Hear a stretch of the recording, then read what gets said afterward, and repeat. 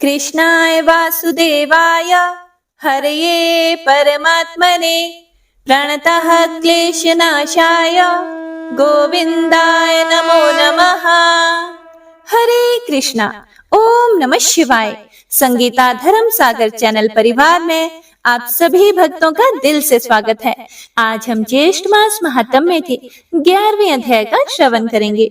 हे प्रिय भक्तों, आज एकादशी तिथि है और आज अपरा एकादशी का व्रत रखा जाएगा, जिसे अचला एकादशी के नाम से भी जाना जाता है। हमारे चैनल पर अपरा एकादशी की कथा पोस्ट कर दी गई है, तो आप सभी भक्तजन एक बार कथा का रसपान जरूर कीजिएगा और पुण्य फल प्राप्त कीजिएगा। शास्त्रों में ऐसा कहा गया है कि झूठ, निंदा, क्रोध, धोखा देने वालों को नरक में स्थान मिलता है और इसके साथ ही अनजाने में किए गए पाप भी नरक का भागी बनाते हैं। ऐसे में अपरा एकादशी का व्रत करने वाले मनुष्य अनजाने में किए गए पापों से मुक्त हो जाते हैं और स्वर्ग के भागी बनते हैं। मान्यता के अनुसार अपरा एकादशी पर व्रत करने पर गाय, सोना और जमीन का दान करने का पुण्य प्राप्त होता है। जो भी मनुष्य इस व्रत को करते हैं या फिर किसी भी कारणवश व्रत नहीं भी कर पाते हैं और कथा को सुनते हैं, तो उन्हें जीवन में सुख, समृद्धि, धन और धान्य से भरपूर घर परिवार मिलता है और कथा को सुनने मात्र से ही मनुष्य के जघन्य पापों का नाश हो जाता है और मनोकामनाओं की पूर्ति होती है। ऐसा स्वयं भगवान श्री कृष्ण कहते हैं। पौराणिक कथा के अनुसार एक समय युधिष्ठिर महाराज ने भगवान श्री कृष्ण से पूछा था कि हे केशव, ज्येष्ठ मास के कृष्ण पक्ष में कौन सी एकादशी आती है और उसका क्या महत्व है? कृपया इस बारे में मुझे संपूर्ण मार्गदर्शन कीजिए। इसके उत्तर में परम भगवान श्री कृष्ण ने कहा था कि हे राजन, ज्येष्ठ मास के कृष्ण पक्ष में अपरा एकादशी आती है और यह महापुण्य फल प्रदान करने वाली और सभी पातकों का नाश करने वाली तिथि है। इस व्रत का पालन करने वाला मनुष्य हर प्रकार के जघन्य पाप कर्मों से मुक्त हो जाता है, जैसा कि ब्रह्म हत्या, पर स्त्री संग, धन के लिए शास्त्रों का अध्ययन, गुरुद्रोह इत्यादि। इसके उपरांत इस एकादशी का निष्ठा पूर्वक पालन करने से मनुष्य को कार्तिक मास में पुष्कर में स्नान करने से, काशी में महाशिवरात्रि के पालन करने से, माघ मास में प्रयाग तीर्थ में स्नान करने से, गया में पिंड दान देने से, स्वर्ण का दान देने से, सूर्य ग्रहण के समय कुरुक्षेत्र में स्नान करने से, कुंभ के दौरान केदारनाथ या बद्रीनाथ के दर्शन करने से इत्यादि से जो भी पुण्य कर्म अर्जित होते हैं, वे सारे पुण्य सिर्फ इस अपरा एकादशी का श्रद्धा और नियम पूर्वक पालन करने से स्वतः ही मिल जाते हैं। इस अपरा एकादशी के बारे में यह भी कहा गया है कि यह व्रत बहुत ही तीक्ष्ण कुल्हाड़ी से पाप वृक्ष को तोड़ देता है, अथवा यह कह लेते हैं कि हिरण रूपी पापों को भगाने वाला यह सिंह व्रत है। इस व्रत का पालन करने से मनुष्य को वैकुंठ की प्राप्ति होती है। और इतना ही नहीं, जो मनुष्य इस अपरा एकादशी की कथा का श्रवण या पठन भी करता है, वह भी सभी पापों से मुक्त हो जाता है। हे प्रिय भक्तों, इस कथा का वर्णन नारद पुराण में किया गया है। एक समय महाराजा मांधाता अपने गुरु वशिष्ठ ऋषि के पास पहुंचे। महाराजा मांधाता अत्यंत विद्वान, बुद्धिमान और विनम्र थे, इसीलिए उन्होंने अपने गुरु से एक ऐसी जिज्ञासा प्रकट की जो न सिर्फ उनके लिए बल्कि सभी मानव समाज के कल्याण के लिए थी। उन्होंने ऋषि वशिष्ठ जी से पूछा कि हे गुरुदेव, आप तो त्रिकालदर्शी हैं। इस संसार का ऐसा कोई भी ज्ञान नहीं जो आपको पता ना हो, जो आपको ज्ञात ना हो। इसीलिए आप मेरे ऊपर कृपा कीजिए और मुझे इस विषय में मार्गदर्शन प्रदान करें कि जो भयंकर पाप रूपी गीले या सूखे ईंधन को जला सके, ऐसी अग्नि कौन सी है? अज्ञात रूप से किए गए पाप को शुष्क और जानबूझकर किए गए पाप को आर्द्र कहा गया है, चाहे वह भूत, भविष्य या वर्तमान किसी का भी क्यों ना हो। लेकिन उसे नष्ट करने के क्या उपाय हैं? हे गुरुदेव, कृपया इस विषय में मेरी जिज्ञासा को शांत कीजिए और मुझे संतुष्ट कीजिए। फिर राजा मांधाता का यह आत्म जिज्ञासा युक्त प्रश्न सुनकर ऋषि वशिष्ठ जी बहुत खुश हुए और उन्होंने राजा की जिज्ञासा की बहुत ही सराहना की और उनको उत्तर देते हुए कहा कि हे राजन, निसंदेह आपका प्रश्न जन कल्याण के लिए है। अब मैं आपको उस अग्नि के विषय में बताता हूँ जो शुष्क अथवा आर्द्र दोनों ही पापों को भस्म कर सकती है। इसे एकाग्रचित्त होकर सुनो। जो भी मनुष्य भगवान विष्णु के दिन आने पर अर्थात एकादशी तिथि पर अपनी इंद्रियों को वश में करके भगवान मधुसूदन की पूजा आराधना करता है, वह अपने समस्त पापों को धोकर बहा देता है। एकादशी एक ऐसी अग्नि है जो हमारे पापों को, जो 100 वर्षों से भी अधिक समय से इकट्ठे हुए हों, तो भी उन्हें जल्दी से जलाकर भस्म कर देती है। सहस्त्र अश्वमेध और सैकड़ों राजसु यज्ञ भी एकादशी की 16वीं कला के बराबर भी नहीं होते। इंद्रियों से जो भी पाप हो जाते हैं वे सभी एकादशी व्रत करने से नष्ट हो जाते हैं। अगर कोई मनुष्य अनजाने में भी एकादशी का व्रत कर लेता है तो उसे यमराज के दर्शन नहीं करने पड़ते। एकादशी व्रत से अधिक पवित्र ना तो गंगा है और ना ही काशी, ना पुष्कर है और ना ही कुरुक्षेत्र और ना ही यमुना और चंद्रभागा। एकादशी का नियम पूर्वक पालन करके उस रात्रि में जागरण कर लेने मात्र से मनुष्य सभी पापों से मुक्त होकर भगवान विष्णु के धाम को प्राप्त करता है। और इतना ही नहीं, जो भी मनुष्य एकादशी का पालन करता है वह अपने मातृकुल, पितृकुल और पत्नी कुल की 10-10 पीढ़ियों का उद्धार कर लेता है। और जो मनुष्य आदर पूर्वक इस महान व्रत का पालन करता है उसे दोबारा माता के गर्भ में प्रवेश नहीं करना पड़ता। इसीलिए हे राजन, आपके प्रश्न का एकमात्र यही उत्तर है कि हर प्रकार के पापों को जलाने वाली एकमात्र अग्नि एकादशी तिथि ही है और इसमें कोई भी संशय नहीं है। इसका निष्ठा पूर्वक कठोरता से पालन करो और अपनी प्रजा को भी इसके महात्म्य के विषय में बताओ। यही आपका कर्तव्य है। इस प्रकार जब राजा मानधाता ने अपने गुरु वशिष्ठ मुनि से इस एकादशी के महत्व के विषय में सुना तो वे बड़े खुश हुए। अपने गुरु के प्रति उन्होंने बड़ी ही कृतज्ञता व्यक्त की और विनम्र भाव से उन्हें प्रणाम अर्पित किए। उसके बाद राजा अपने राज्य में वापस लौट आए। अपने राज्य में वापस लौटकर उन्होंने एकादशी महात्म्य का प्रचार किया और वर्ष में आने वाली सभी एकादशी तिथियों का नियम पूर्वक पालन किया। अपने संपूर्ण जीवन काल में इस महान एकादशी व्रत का पालन करने के कारण राजा मानधाता ने अपने जीवन के अंत में परम आध्यात्मिक जगत वैकुंठ लोक को प्राप्त किया। हे प्रिय भक्तों, तो यह थी अपरा एकादशी की महिमा। एकादशी का व्रत हर मनुष्य को 8 साल से 80 साल तक के मनुष्य को रखना ही चाहिए।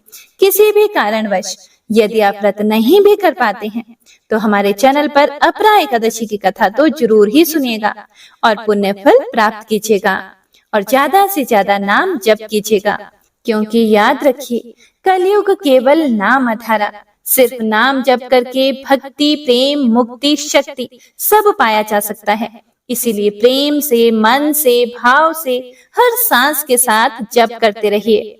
हरे कृष्ण कृष्ण कृष्ण हरे हरे, हरे राम राम राम हरे हरे, हरे कृष्ण। हे प्रिय भक्तों, तो आइए अब सुनते हैं ज्येष्ठ मास महात्म्य का 11वां अध्याय। जय श्री हरि विष्णु।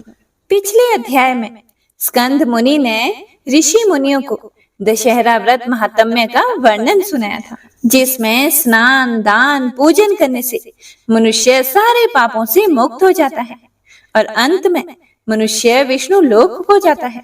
तो आइए अब आगे ज्येष्ठ मास महात्म्य के 11वें अध्याय में हम गंगा महात्म्य वर्णन के बारे में जानेंगे। सभी ऋषि मुनि स्कंद मुनि से आगे बोले कि हे स्कंद मुनि जी, ज्येष्ठ मास को सभी पापों का नाश करने वाला मास कहा जाता है, तो आप हमें विस्तार से बताइए कि ऐसा क्या है इस मास में। इस मास की ऐसी क्या महिमा है जो इसे सभी पापों का नाश करने वाला मास कहते हैं। तब स्कंद मुनि बोले कि हे ऋषि मुनियों, ज्येष्ठ मास में शुक्ल पक्ष की हस्त नक्षत्र में 10वीं तिथि के दिन लोक पावनी गंगा जी स्वर्ग से धरती पर अवतरित हुई थी। राजा भागीरथ जी ने घोर तपस्या करके गंगा जी को धरती पर लेकर आए थे।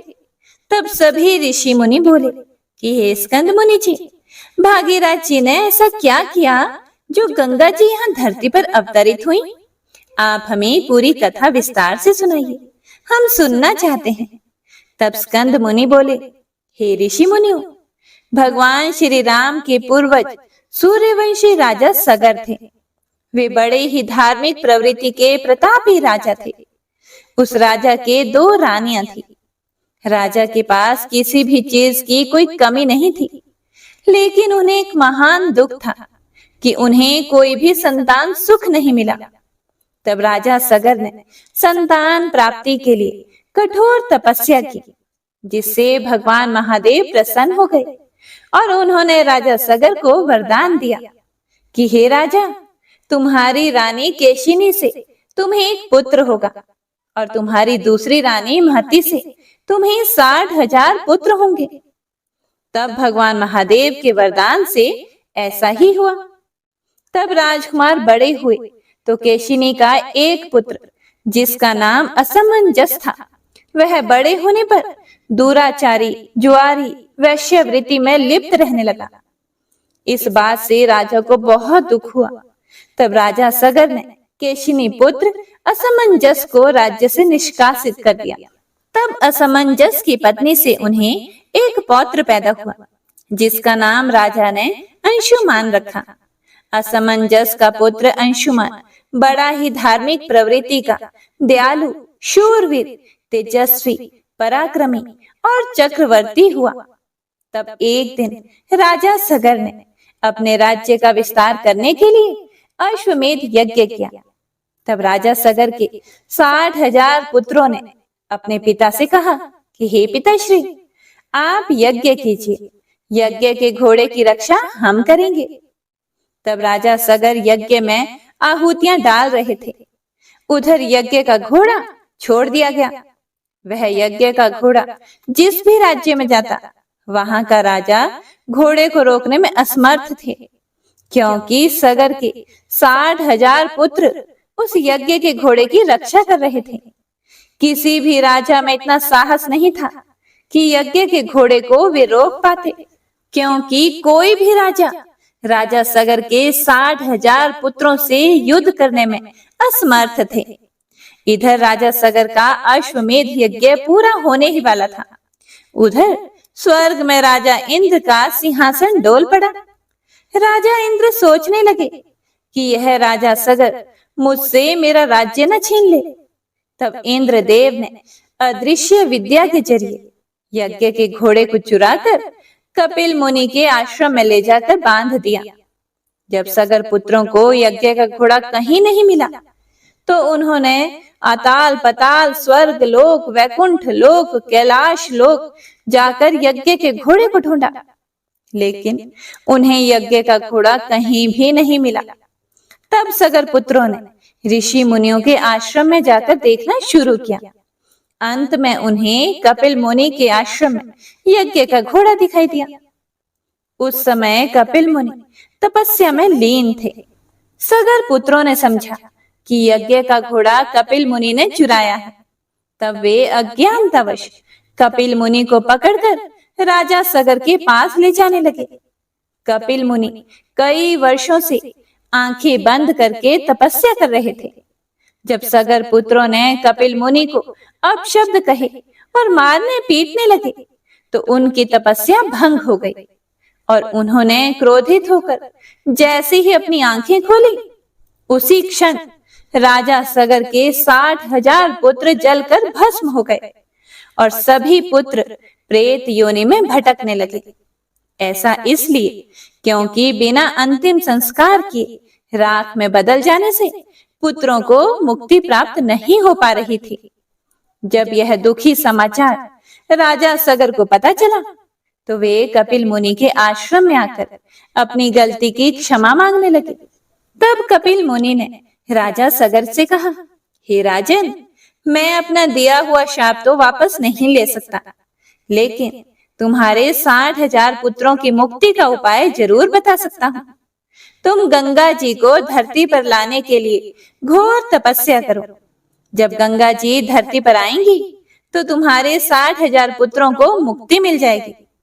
तब राजा सगर ने घोर तपस्या की, लेकिन तपस्या करते करते ही वे स्वर्ग लोक सिधार गए।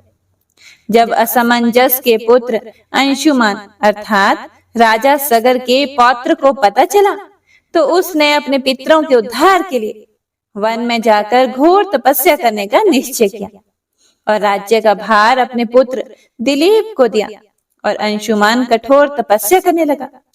लेकिन अंशुमान भी मृत्यु को प्राप्त हो गया।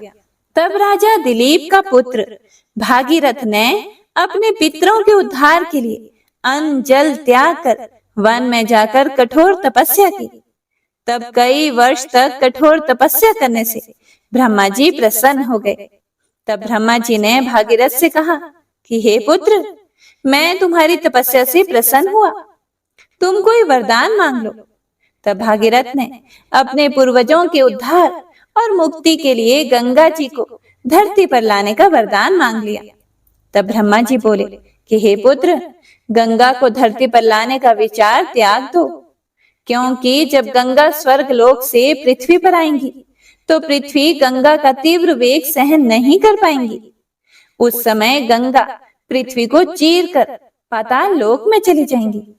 इसीलिए हे पुत्र, गंगा के वेग को संभालने के लिए तुम महादेव जी को प्रसन्न करो। महादेव जी को प्रसन्न करने के लिए तुम्हें घोर तपस्या करनी पड़ेगी। इसीलिए पहले तुम महादेव जी को प्रसन्न करो। उसके बाद भागीरथ ने कई वर्षों तक महादेव जी को प्रसन्न करने के लिए घोर तपस्या की। भागीरथ की घोर तपस्या से महादेव जी प्रसन्न हो गए। तब महादेव जी ने गंगा जी को अपने सिर पर धारण कर लिया। उसके बाद गंगा शिव की जटाओं से निकलकर भागीरथ के पीछे पीछे चलने लगी। तब भागीरथ गंगा को लेकर उस स्थान पर गए जहां उनके पूर्वज भस्म हुए थे। गंगा के जल से राजा सगर के 60,000 पुत्रों का उद्धार हो गया। उस समय गंगा का नाम भागीरथ भी पड़ा। जब गंगा भगवान महादेव की जटाओं से उतरी तो महादेव जी ने उन्हें हिमाचल स्थित गोमुख नाम के स्थान पर मुक्त कर दिया। गोमुख से भागीरथ गंगा को सर्वप्रथम हरिद्वार लेकर आए, फिर प्रयागराज, काशी, पाटलिपुत्र और फिर कपिल मुनि के आश्रम में लेकर आए। तब गंगा जल के स्पर्श होते ही राजा सगर के 60,000 पुत्रों को मुक्ति मिल गई। तब भागीरथ ने गंगा को कोटि कोटि प्रणाम किया। सगर पुत्रों का उद्धार करने से गंगा का नाम गंगा सागर पड़ा। हे प्रिय भक्तों, जब राजा जहन्नु ने गंगा का पान किया तो उसको दक्षिण कान से निकाल दिया। तब उनका नाम जगती तल में पुरुषा जाह्नवी पड़ा। यही गंगा तीनों लोकों में भ्रमण करती हुई सबका उद्धार करती गई। इसीलिए जगत में गंगा का नाम त्रिपथगा पड़ा। मां गंगा के 13 नाम इस प्रकार हैं: कमंडलु, समुद्र भूता, विष्णुपाद, सुमुग्धवा, गंगा, हर जटोद्भूता, स्वर्धनी, लोक पावनी, भागीरथी, जाह्नवी, त्रिस्तोत्रा, भीष्मसु, मंदाकिनी, भागवती और त्रिलोक्य वासिनी। इन 13 नामों का जो भी व्यक्ति सुबह और शाम स्तुति करेगा उसका वास भागीरथी गंगा के तट पर ही माना जाएगा। इसमें कोई भी संदेह नहीं है। जो नित्य स्नान करते समय गंगा के इन 13 नामों की स्तुति करता है उसे घर में ही गंगा स्नान करने जितना फल प्राप्त हो जाता है। जो मनुष्य गंगा के इन 13 नामों की स्तुति करके गंगा को प्रणाम करेगा वह सब पापों से छूटकर मरने के बाद शिवलोक को ही प्राप्त होगा। जो मनुष्य गंगा के इन 13 नामों की स्तुति करेंगे वे कायिक, वाचिक, मानसिक पापों से मुक्त होकर संसार के सभी सुखों को भोगकर मरने के बाद वैकुंठ को ही प्राप्त होंगे। जो मनुष्य अंत समय में गंगा के इन 13 नामों को जल से अभिमंत्रित करके अपने मस्तक पर छिड़क लेंगे वे गंगा स्नान का फल पालेंगे। उस मनुष्य को मरते समय यमराज का भय नहीं सताता, उसे यम मार्ग की पीड़ा भी नहीं झेलनी पड़ेगी।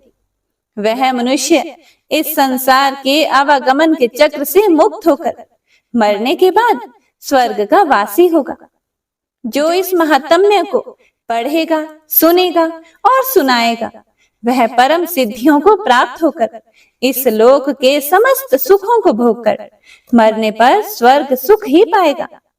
स्कंद मुनि आगे बोले कि हे ब्राह्मणों, गंगा के महात्म्य को कौन कहने में समर्थ है? यदि आकाश के असंख्य तारे के समान मुख वाला यदि कोई हो तो वह गंगा के महात्म्य को कहने में समर्थ हो सकता है, अन्यथा कोई भी समर्थ नहीं है। इति श्री ज्येष्ठ मास महात्म्य गंगा महात्म्य वर्णन 11 अध्याय संपूर्ण। जय श्री हरि विष्णु। आइए अब गजेंद्र मोक्ष स्तोत्र का पाठ करते हैं। इस माह में गजेंद्र मोक्ष स्तोत्र पढ़ने मात्र से जहाँ हर तरह के ऋण कर्ज से मुक्ति मिलती है, वहीं 10 दिशाओं से शुभ फल दिलाने में भी सक्षम है। इस स्तोत्र का जाप करने से जीवन में किसी भी प्रकार की परेशानियों से मुक्ति मिलती है। श्रीमद् भगवत गीता के 3 अध्याय में गजेंद्र स्तोत्र पढ़ने को मिलता है। इस स्तोत्र में हाथी और मगरमच्छ के साथ हुए युद्ध का वर्णन किया गया है और गजेंद्र जब युद्ध से हार जाता है तो भगवान श्री हरि विष्णु का ध्यान करके उनकी स्तुति करता है और उसकी स्तुति से प्रसन्न होकर भगवान श्री हरि विष्णु आते हैं और उसे मोक्ष प्रदान करते हैं। और हे प्रिय भक्तों, इस पाठ को करते समय अगर हम अपने मन में यह भावना रखें कि हे श्री हरि विष्णु, हे मेरे प्रभु, जिस प्रकार से आपने गजेंद्र को परेशानी से बाहर निकाला, उसी प्रकार से हमें भी हमारी परेशानियों से बाहर निकालिए, तो यकीन मानिए निश्चित ही भगवान श्री हरि विष्णु हमारी मदद स्वयं करते हैं। तो आइए अब सच्चे मन से भगवान श्री हरि विष्णु का ध्यान करके इस परम कल्याणकारी स्तोत्र का पाठ करते हैं। जय श्री हरि विष्णु। शुक जी ने कहा कि बुद्धि के अनुसार पिछले अध्याय में वर्णन किए गए रीति से अपने मन को नियंत्रित करके और हृदय को स्थिर करके गजेंद्र अपने पिछले जन्म में याद किए गए सर्वोच्च कार्य और बार बार जप किए जाने वाले स्तोत्र का जाप करने लगा। गजेंद्र ने मन ही मन श्री हरि को ध्यान करते हुए कहा, जिनके प्रवेश करने से शरीर और मन चेतन की तरह व्यवहार करने लगते हैं, ओम द्वारा लक्षित और पूरे शरीर में प्रकृति और पुरुष के रूप में प्रवेश करने वाले उस सर्वशक्तिमान देवता का मैं मन ही मन स्मरण करता हूँ, जिनके सहारे ये पूरा संसार टिका हुआ है, जिनसे ये संसार अवतरित हुआ है और जिन्होंने प्रकृति की रचना की है और जो खुद उसके रूप में प्रकट हैं, लेकिन इसके बावजूद भी वो इस पूरी दुनिया से सर्वोपरि और श्रेष्ठ हैं। ऐसे अपने आप और बिना किसी कारण के भगवान की मैं शरण में जाता हूँ और अपने संकल्प शक्ति के बल पर अपने ही स्वरूप में रचित और सृष्टि काल में प्रकट एवं प्रलय में अप्रकट रहने वाले इस शास्त्र प्रसिद्धि प्राप्त कार्य कारण रूपी संसार को, जो बिना कुंठित दृष्टि के साक्ष्य रूप में देखते रहने पर भी लिप्त नहीं होते, चक्षु आदि प्रकाशकों के परम प्रकाशक प्रभु, आप मेरी रक्षा करें।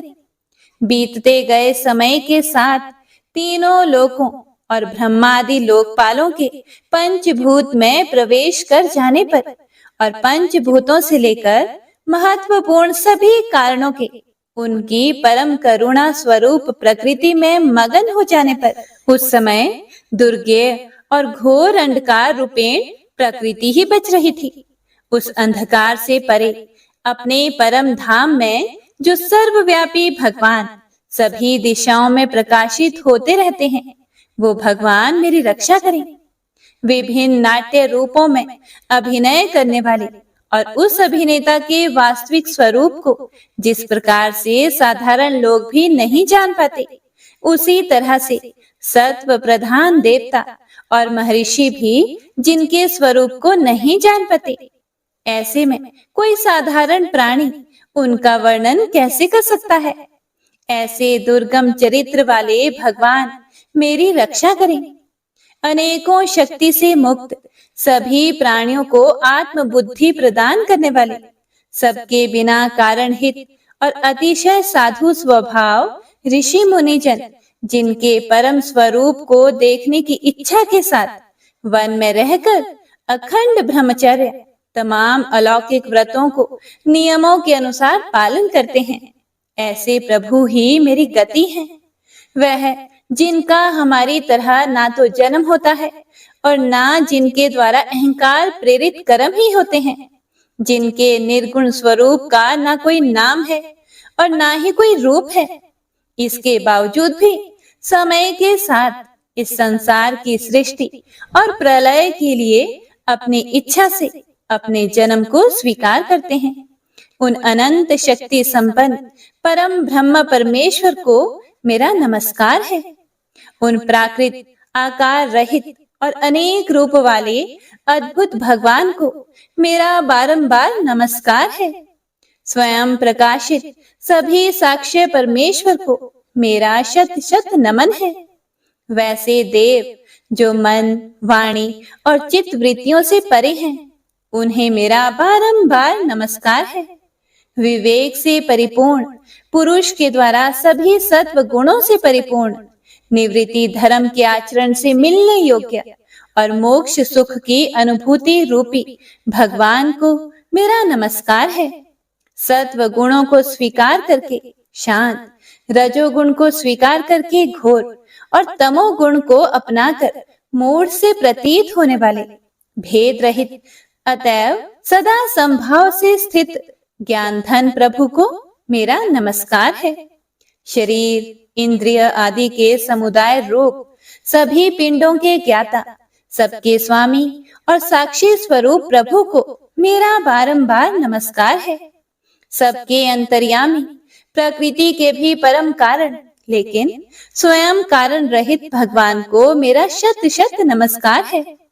सभी इंद्रियों और सभी विषयों के जानकार, सभी प्रतीतियों के कारण रूप संपूर्ण जड़ प्रपंच और सबकी मूलभूता अविद्या के द्वारा सूचित होने वाले और सभी विषयों में अविद्या रूप से भासने वाले भगवान को मेरा नमस्कार है। सबके कारण लेकिन स्वयं कारण रहित तथा कारण होने पर भी परिणाम रहित होने की वजह से अन्य कारणों से भी विलक्षण कारण आपको मेरा बारंबार नमस्कार है। सभी वेदों और शास्त्रों के परम तात्पर्य, मोक्ष रूपी और श्रेष्ठ पुरुषों की परम गति देवता को मेरा नमस्कार है। वह जो त्रिगुण रूपों में छिपी हुई ज्ञान रूपी अग्नि है, वैसे गुणों में हलचल होने पर जिनके मन में संसार को रचने की वृत्ति उत्पन्न हो उठती हो और जो आत्मा तत्व की भावना के द्वारा विधि निषेध रूप शास्त्र से भी ऊपर उठे हों, जो महाज्ञानी महात्माओं में स्वयं प्रकाशित हो रहे हैं, ऐसे भगवान को मेरा नमस्कार है।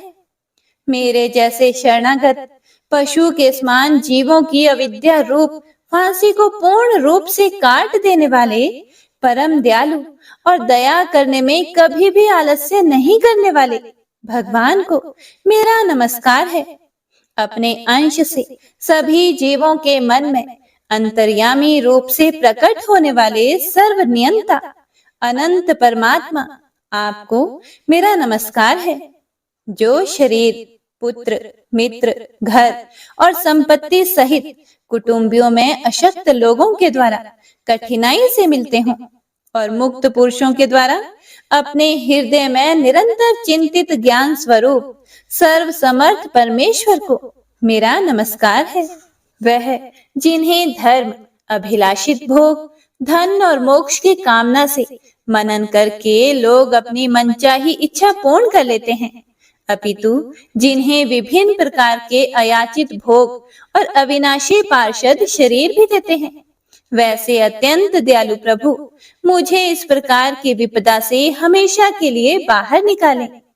वह जिनके एक से अधिक भक्त हैं, जो मुख्य रूप से एकमात्र उसी भगवान की शरण में हैं, जो धर्म, अर्थ आदि किसी भी पदार्थ को नहीं चाहते, अपितु जो केवल उन्हीं के परम मंगलमय एवं अत्यंत विलक्षण चरित्र का गुणगान करते हुए उनके आनंदमय समुद्र में गोते लगाते रहते हैं। उन अविनाशी, सर्वव्यापी, सर्वमान्य ब्रह्मादि के भी नियामक, अभक्तों के लिए भी हमेशा प्रकट होने वाले, भक्ति योग द्वारा प्राप्त अत्यंत निकट होने पर भी माया के कारण अत्यंत दूर महसूस होने वाले, इंद्रियों के द्वारा अगम्य और अत्यंत दुर्विज्ञ, अंत रहित, लेकिन सभी के आदि कारक और सभी तरफ से परिपूर्ण उन प्रभु की मैं स्तुति करता हूँ। वो जो ब्रह्मा सहित सभी देवता, चारों वेद तथा समस्त चराचर जीव नाम और आकृति भेद से जिनके अत्यंत क्षुद्र अंशों से रचे गए हैं, जिस तरह से जलती हुई अग्नि की लपटें और सूरज की किरणें बार बार निकलती हैं और फिर से अपने कारण में ही लीन हो जाती है, उसी प्रकार बुद्धि, मन, इंद्रियां और नाना योनियों के शरीर, जिन सभी गुणों से प्राप्त शरीर जो स्वयं प्रकाश परमात्मा से प्रकट होता है और फिर से उन्हीं में लीन हो जाता है, वह प्रभु जो ना तो देवता है, ना असुर, ना मनुष्य है और ना ही मनुष्य से नीचे किसी अन्य योनि के प्राणी, ना ही वो स्त्री हैं और ना ही पुरुष, ना ही नपुंसक और ना ही वो कोई ऐसे जीव हैं जिनका इन तीनों ही श्रेणी में समावेश है। वो ना तो गुण है, ना कर्म, वो ना ही कार्य है और ना ही कारण। इन सभी योनियों का निषेध होने पर जो बचता है वही उनका असली रूप है और वे ही सब कुछ हैं। ऐसे प्रभु मेरा उत्थान करने के लिए प्रकट हो। अब मैं इस मगरमच्छ के चंगुल से आजाद होने के बाद जीवित नहीं रहना चाहता। इसकी वजह ये है कि मैं सभी तरफ से अज्ञानता से ढके इस हाथी के शरीर का क्या करूं? मैं आत्मा के प्रकाश से ढक देने वाले अज्ञानता से युक्त इस हाथी के शरीर से मुक्त होना चाहता हूँ, जिसका काल क्रम से अपने नाश नहीं होता, बल्कि ईश्वर की दया और ज्ञान से उदय हो पाता है। इस प्रकार से मोक्ष के लिए लालायित संसार के रचयिता स्वयं संसार के रूप में प्रकट, लेकिन संसार से परे, संसार में एक खिलौने की भांति खेलने वाले, संसार में आत्म रूप से व्याप्त अजन्मा, सर्वव्यापी एवं प्रापत्य वस्तुओं में सर्वश्रेष्ठ श्री हरि का केवल स्मरण करता हूँ और उनकी शरण में जाता हूँ, जिन्होंने भगवत भक्ति रूपी योग के द्वारा कर्मों को जला डाला है, जिन्हें समस्त योगी ऋषि अपने योग के द्वारा अपने शुद्ध हृदय में प्रकट देखते हैं। उन योगेश्वर भगवान को मेरा नमस्कार है। वह जिनके त्रिगुणे शक्तियों का राग, रूप, वेग और असह्य है, जो सभी इंद्रियों के विषय रूप में मौजूद हैं। वह जिनकी इंद्रियां समस्त विषयों में ही बसी रहती है। ऐसे लोगों को जिनको मार्ग मिलना भी संभव नहीं है, वैसे शरणागत एवं अपार शक्तिशाली वाले भगवान आपको मेरा बारंबार नमस्कार है। जिनकी अविद्या नाम के शक्ति के कार्य रूप अहंकार से ढके हुए हैं, वह जिनके रूप को जीव समझ नहीं पाते हैं, ऐसे अपार महिमा वाले भगवान की मैं शरण लेता हूँ। हे प्रिय भक्तों, श्री सुखदेव जी कहते हैं कि वह जिसने पूर्व प्रकार से भगवान के भेद रहित सभी निराकार रूप का वर्णन किया था, उस गजराज के करीब जब ब्रह्मा आदि अन्य कोई भी देवता नहीं आए, जो अपने विभिन्न प्रकार के विशेष विग्रहों को ही अपना रूप मानते हैं, ऐसे में साक्षात विष्णु जी, जो सभी के आत्मा होने के कारण सभी देवताओं के रूप हैं, तब वह वहां पर प्रकट हुए। गजराज को इस प्रकार से दुखी देखकर और उसके पढ़े गए स्तुति को सुनकर चक्रधारी प्रभु इच्छानुसार वेग वाले गरुड़ की पीठ पर सवार होकर सभी देवों के साथ उस स्थान पर पहुंचे जहां वह गज था। गज अर्थात हाथी था। सरोवर के अंदर महाबलशाली मगरमच्छ द्वारा जकड़े और दुखी उस हाथी ने आसमान में गरुड़ की पीठ पर बैठे और हाथों में चक्र लिए भगवान श्री हरि विष्णु को आते हुए जब देखा, तो वह अपनी सूंड में पहले से ही उनकी पूजा के लिए रखे कमल के फूल को श्री हरि पर बरसाते हुए कहने लगा, सर्व पूज्य भगवान श्री हरि नारायण, आपको मेरा प्रणाम है। सर्व पूज्य भगवान श्री हरि, आपको मेरा नमस्कार है। लाचार हाथी को पीड़ित देखकर श्री हरि विष्णु गरुड़ से नीचे उतरकर सरोवर में उतर आए और वह दया से प्रेरित होकर ग्राह सहित उस गज को तुरंत ही सरोवर से बाहर निकाल आए और देवताओं के देखते ही देखते अपने चक्र से मगरमच्छ के गर्दन को काट दिया और हाथी को उस पीड़ा से बाहर निकाल लिया। तो इसी के साथ गजेंद्र मोक्ष स्तोत्र संपूर्ण हुआ। तो सभी एक बार प्रेम से बोलिए, भगवान श्री हरि विष्णु की जय। बंशी शोभित कर मधुर नील जलद तन श्याम, अरुण अधर जनु बिंब फल नयन कमल अभिराम, पूर्ण इंद्र अरविंद मुख पीतांबर शुभ साज, जय मन मोहन मदन छवि कृष्ण चंद्र महाराज। जय यदुनंदन जय जगवंदन, जय वसुदेव देवकी नंदन, जय यशोदासुत नंद दुलारे, जय प्रभु भक्तन के दृग तारे, जय नट नागर नागन थैया कृष्ण कन्हैया धेनु चरैया, पुनि नख पर प्रभु गिरिवर धारो, आओ दीनन कष्ट निवारो, वंशी मधुरे अधर धर तेरे, होवे पूर्ण मनोरथ मेरी, आओ हरि पुनि माखन चाखो, आज लाज भारत की राखो, गोल कपोल चिबुक करुणारे, मृदु मुस्कान मोहिनी डारे, रंजित राजीव नयन विशाला, मोर मुकुट वैजंती माला,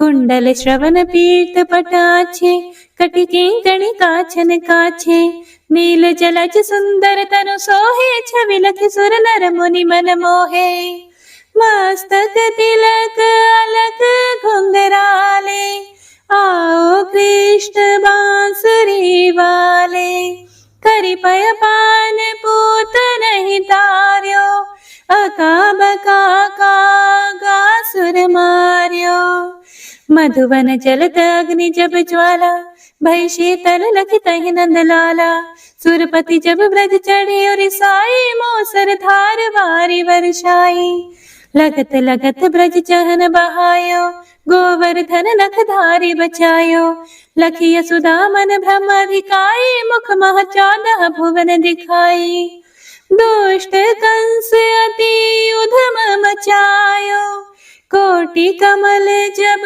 फूल मंगायो, नाथी काली यही तब तुम लीन है, चरण चिन्ह दई निर्भय कीन है, करि गोपिन संग रास विलासा, सबकी पूर्ण करी अभिलाषा, केतिक महासुर संहार्यो, कंस ही केस पकड़ी दई मार्यो, मात पिता की बंदी छुड़ाई, उग्रसेन कहा राज दिलाई, मही से मृतक चाहो सुतलायो, मातु देव की शोक मिटायो, भौमासुर मुरे दैत्य सहारी, लाए शत दश सहस कुमारी, दई भिन ही तृण चीर सहारा, जरा सिंधु राक्षस कह मारा, असुर बकासुर आदिक मार्यो, भक्तन के तब कष्ट निवार्यो, दीन सुदामा के दुख टार्यो, तंदुल 3 मूठ मुख डार्यो, प्रेम के साग विदुर घर मांगे, दुर्योधन के मेवा त्यागे, लखी प्रेम की महिमा भारी, ऐसे श्याम दीन हितकारी। भारत के पारथ रथ हाके, लिए चक्र करे नहीं बलता के। निज गीता की ज्ञान सुनाए, भक्तन हृदय सुधा वर्षाए। मीरा थी ऐसी मतवाली, विष पी गई बजा कर ताली। राणा भेजा सांप पिटारी, शालिग्राम बने बनवारी। निज माया तुम विधि दिखायो, उरते संश सकल मिटायो। तब शत निंदा कर तत्काला, जीवन मुक्त भयो शिशुपाला। जब ही द्रौपदी टेर लगाई, दीनानाथ लाज अब जाई। तुरत ही वसन बने नंदलाला, बढ़े चीर भई अरि मोह काला। असनाथ के नाथ कन्हैया, डूबत भंवर बचावत नैया। सुंदर दास आसुर धारी, दया दृष्टि कीजिए बनवारी। नाथ सकल मम कुमति निवारो, क्षमहु बेगी अपराध हमारो। खोलो पट अब दर्शन दीजिए, बोलो कृष्ण कन्हैया की जय। बोलो कृष्ण कन्हैया की जय। बोलो कृष्ण कन्हैया की जय। यह चालीसा कृष्ण का पाठ करे उरधारी, अष्ट सिद्धि नवनिधि फल लहे पदारथ चारी। जय श्री कृष्ण।